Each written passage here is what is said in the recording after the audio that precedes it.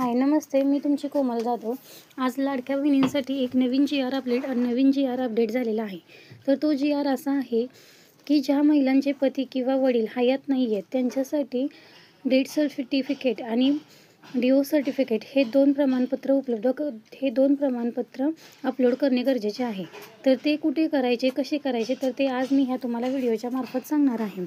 तर ज्या महिलांना वडील किंवा पती नाही आहेत त्यांनी स्वतःची KYC करून त्यानंतर जे डिवोर्स झाला असेल तर डिवोर्स सर्टिफिकेट, डेट झाली असेल तर डेट सर्टिफिकेट आपल्या नजदीकच्या अंगणवाडी सेविकेजवळ नेऊन देणे गरजेचे आहे.